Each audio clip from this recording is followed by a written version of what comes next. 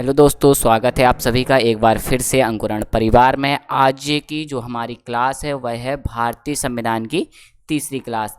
इससे पहले हम दूसरी क्लास को कवर कर चुके हैं, पर उसमें कुछ प्रॉब्लम आ रही थी, तो हम क्या करेंगे, जो दूसरी क्लास में हमने पढ़ा था उसको हम वापस से एक बार रिपीट करेंगे। जो हमने पिछली क्लास में हम पढ़ चुके हैं उसको हम क्या करेंगे, वापस से रिपीट करेंगे, फिर थर्ड पार्ट पे चलेंगे। तो चलते हैं, दूसरी क्लास में हमने जो भी पढ़ा था, तो दूसरी क्लास में हमने पढ़ी थी भारतीय संविधान की प्रस्तावना। क्या पढ़ा था? भारतीय संविधान की प्रस्तावना के बारे में हमने पढ़ा हुआ था। तो आज हम इसको थोड़ा सा रिपीट कर लेते हैं यहाँ पे।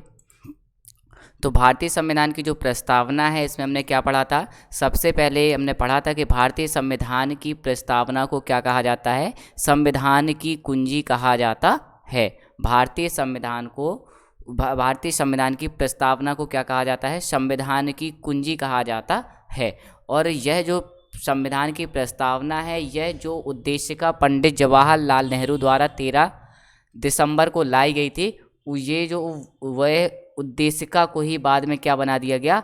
प्रस्तावना बना दिया गया है। ठीक है, तो ये याद रखना है कि प्रस्तावना को क्या कहा जाता है? संविधान की कुंजी कहा जाता है। और यह जो संविधान की प्रस्तावना है, इस प्रस्तावना को भारत सरकार द्वारा, ये बोल सकते हैं कि सुप्रीम कोर्ट द्वारा इसे कहा गया था कि जो हमारे भारतीय संविधान की प्रस्तावना है यह संविधान का अंग नहीं है। पर एक केस हुआ 1973 में, जिसे हम केशवानंद भारतीय बाद बनाम केरल राज्य के नाम से जानते हैं। 1973 में ये केस हुआ और इस केस में यह कहा गया कि प्रस्तावना संविधान का अंग है, और संविधान का अंग होने के कारण जो संसद है, संसद इसमें क्या कर सकती है? संशोधन कर सकती है। पहले संसद इसमें संशोधन नहीं कर सकती थी, क्योंकि संशोधन केवल उस चीज़ में किया जा सकता है जो कि संविधान का पार्ट है।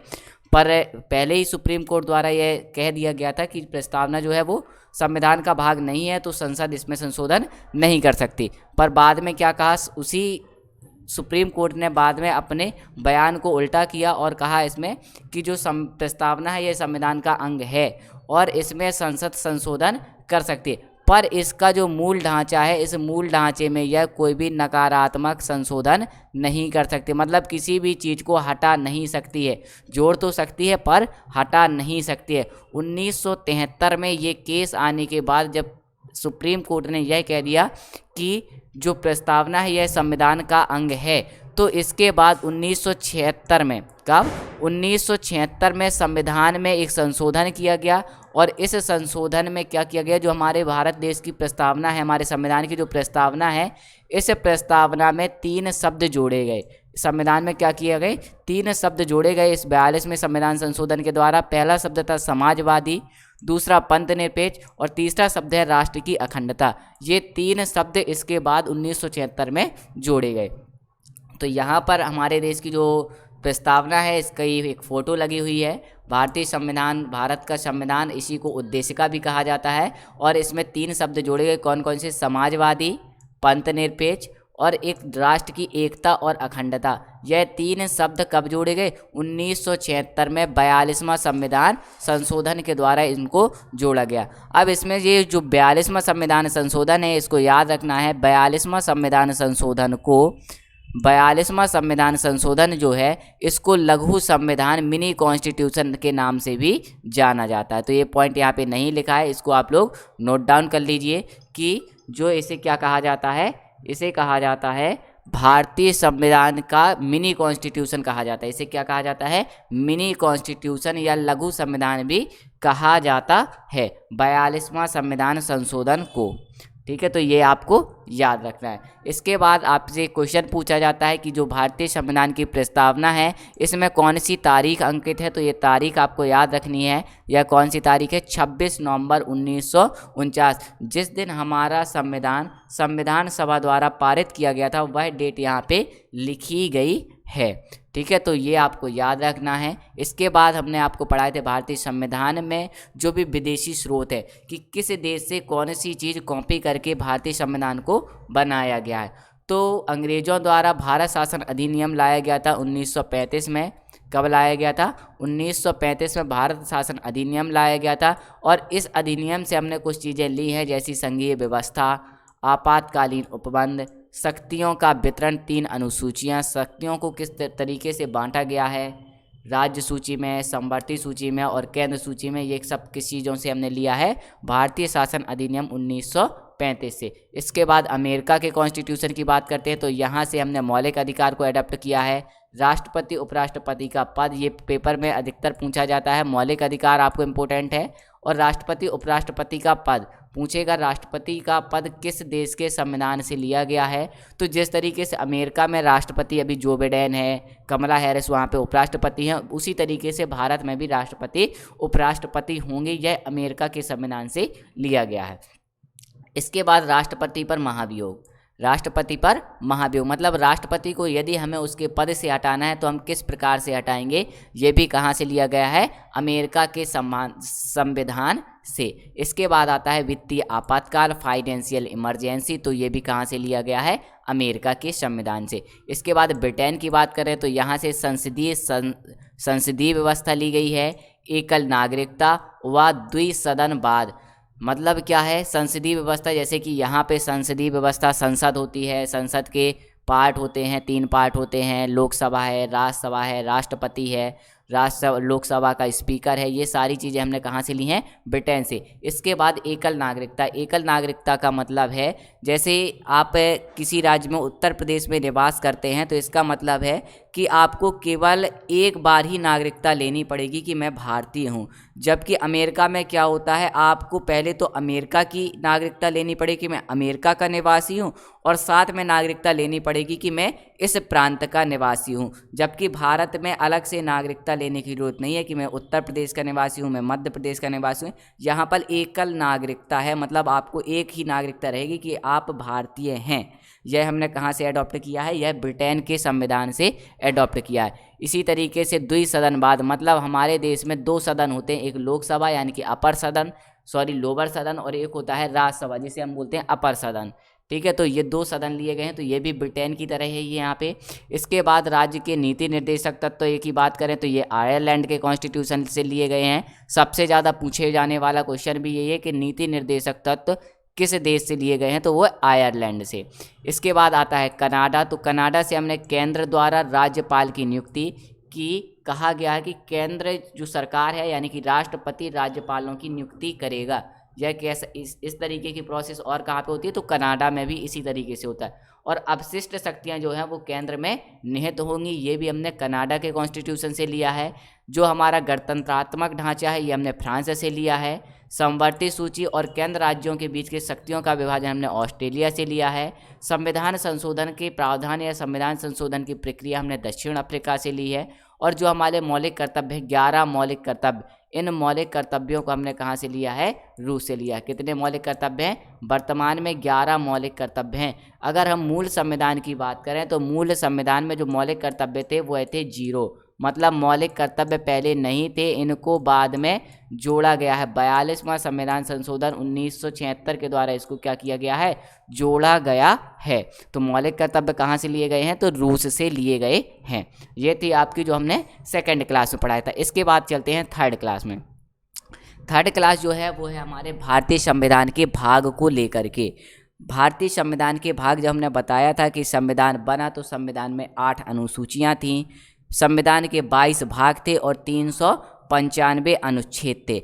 तो इसमें जो ये भाग हैं, इन भागों के अंदर ही आपके अनुच्छेदों को रखा जाता है। तो हम इसके बाद क्या करेंगे, जब ये भाग पढ़ेंगे, भाग के बाद इन एक एक भाग को हम डिटेल में पढ़ेंगे। तो यहाँ पे 22 भाग हैं, इन 22 भागों के बारे में हम पढ़ते हैं। तो 22 भाग में जो पहला भाग आ जाता है, पहला भाग किससे संबंधित है, संघ और उसका राज्य क्षेत्र। मतलब इस पहले भाग में बताया गया है कि भारत के 28 राज्य होंगे और 8 केंद्र शासित प्रदेश होंगे। यदि हमें नया राज्य बनाना है या नया केंद्र शासित प्रदेश बनाना है तो हम किस प्रकार से बनाएंगे, नाम चेंज करना है तो किस प्रकार से करेंगे, या सीमा को क्या करना है, थोड़ा कम या ज़्यादा करना है तो किस प्रकार से करेंगे, ये सब किस में बताया गया है, भाग 1 में। और भाग 1 का मतलब है अनुच्छेद 1 से 4, मतलब अनुच्छेद 1 से 4 को हम क्या कह सकते हैं, भाग 1 कह सकते हैं। अनुच्छेद 1 से 4 को क्या कहेंगे हम, वह कहेंगे हम भाग 1।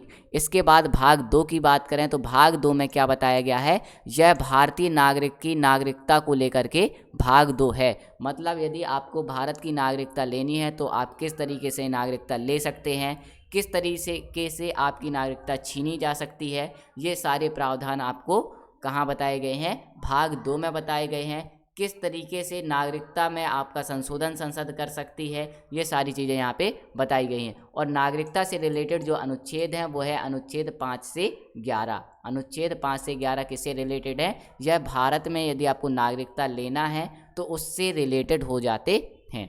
इसके बाद आता है भाग 3। तो भाग 3 हमारा जो हो जाता है वो हो जाता है मौलिक अधिकार को लेकर के।